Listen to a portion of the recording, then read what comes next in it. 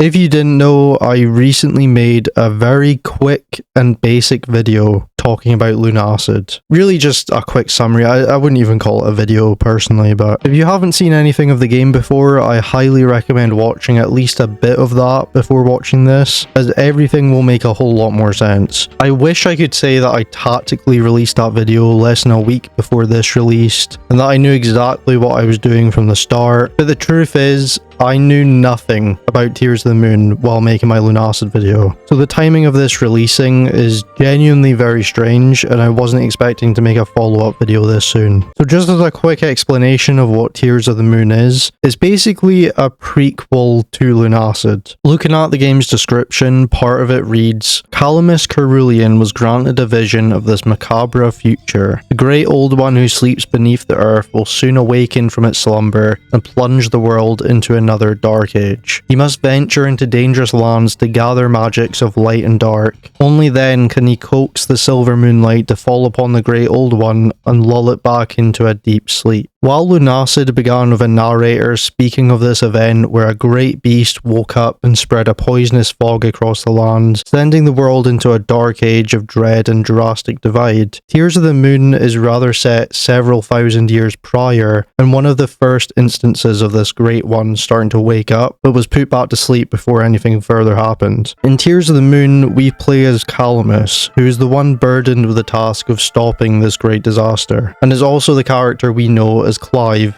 from the first game, who would tell us stories within the game's world and give us advice. But we also briefly talk to him near the end of Lunacid, where he becomes his true Knight Calamus self, and even mentions how he originally kept the Great One asleep all those years ago before allowing us to finally wake it and finish the game in the process. Although Tears of the Moon follows the same story as Lunacid, albeit long before, one aspect it completely deviates in is gameplay, as the developer decided this time around that they would commit to using the same toolkit used by From Software to make King's Field all the way back in the year 2000. Now, Lunacid was always heavily inspired by King's Field, which is something I even mentioned early on in my original video going over the game. But using the same engine obviously drastically changes how both games work in comparison, which is both good and bad. I think from an artistic and creative standpoint, this decision is very respectable, as it's not only an homage to those original titles, but it could also be seen as a way to challenge yourself, which is a conclusion I would have come to regardless, but we do get confirmation from the developer themselves. As part of the game's manual reads, with this being tech from 2000 and using its own strange file formats, my creation processes were greatly hindered and limited, but I sought to use these limits to challenge myself and be more creative. And because of this engine's age, it won't quite play as well on every system, but I believe that these quirks will add to its placement as a prequel set in a more ancient time. Now, I think using the software as a means to challenge yourself while also using it as a creative decision to match the prequel aesthetic is an intriguing decision, but there are two major downsides to this. One being mentioned by the dev himself, as using a software this old will always cause issues one way or another, whether it's the software itself or its compatibility with newer hardware. And although I was lucky enough not to experience any issues on my own, I have seen others having a bunch of technical issues since launch, from game-breaking glitches, small visual bugs, or actual problems with the game itself. The game and the software it's built on does have its problems, but that's just the reality of using it, and I'm sure the dev knew this going in and will be keeping busy trying to fix everything early on in the game's release. The other major downside to using this software though is that it also means people that enjoyed Lunacid are not guaranteed to like Tears of the Moon. The gameplay is a whole lot more sluggish, the camera can take a long time to pan over to your target while the movement is quite quick in contrast, giving you a strange imbalance of mechanics that make you feel like you're juggling the two at all times. Luckily you do have the choice of using a controller, which does make things much easier, but the mouse and keyboard controls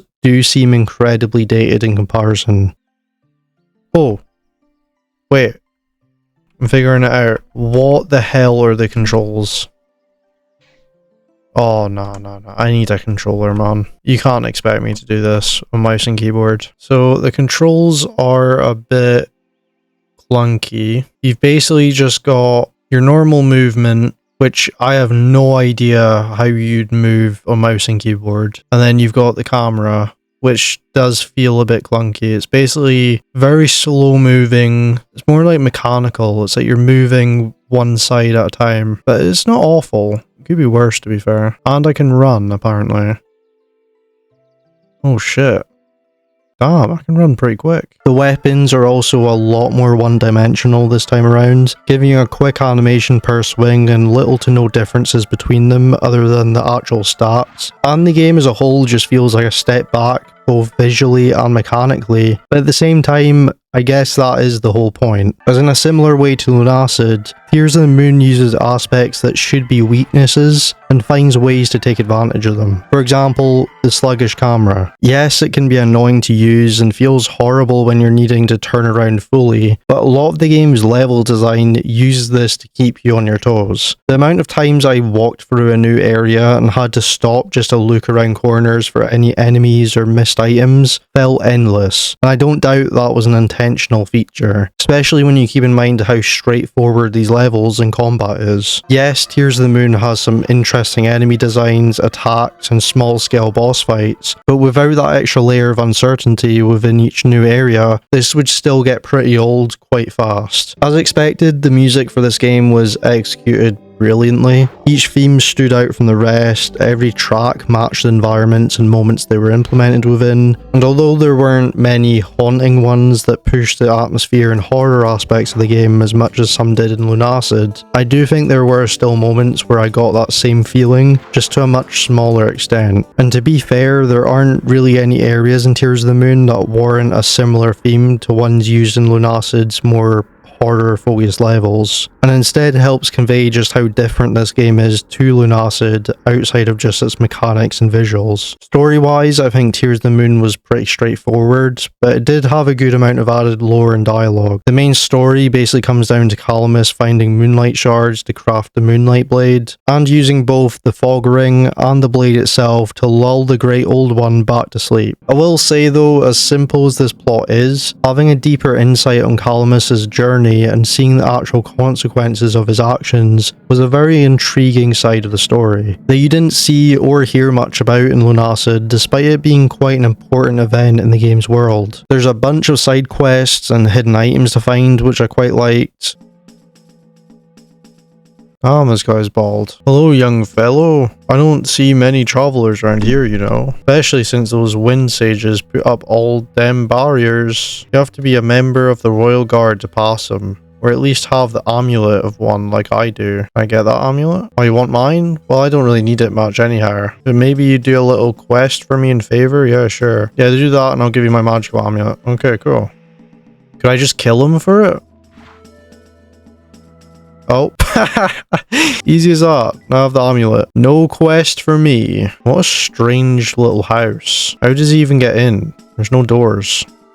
There's quite a few different characters to talk to, including some familiar faces from the first game. And of course, there's a bunch of random extracts and a whole other plot lines to discover that tell completely new stories within the game's world. Some of which I did find quite interesting. You can even find a Lyrian curry recipe. What else do you possibly want from a game story? Overall, Tears of the Moon isn't a groundbreaking or even a very original game. In fact, if anything, it's literally taking the identity of an already successful franchise and repackaging it. But the difference between this game's method of repackaging and lack of identity compared to many other examples out there in the gaming industry is Tears of the Moon has purpose behind it. The old software is being used as a challenge, but also a platform for showcasing a classic style and format used all those years ago, and the gameplay is a fitting homage to that too. In a similar sense to Lunacid, it's taking a retro style and repurposing it, except Tears of the Moon does it in a completely different way, which is fitting considering the theme it's trying to go for. I've said before that I don't have much experience with these types of games, and before playing Tears of the Moon, I presumed that it would harm my idea of this game, especially considering how much it leaned on those fundamentals. But surprisingly, I found myself enjoying my time with it despite this. Whether that's more because of my time spent with the first game's story and wanting to see more, or my enjoyment of the game itself and its mechanics, this. I'm not entirely sure, but either way, it shows that the game must be doing something right, at least for me. And if anything, this game has shown me that I definitely need to play more games from this genre. If you haven't played it yourself, I'd recommend giving it a shot. It's a free to play game after all, so I'd give it a go if you have the time. It may not be anything groundbreaking or a masterpiece by any stretch of the imagination, but Lunacid Tears the Moon is an example of a game that knows what its goals and limits are, and perfectly meets them without stretching itself too thin. And sometimes that's all that's required to make a fun game.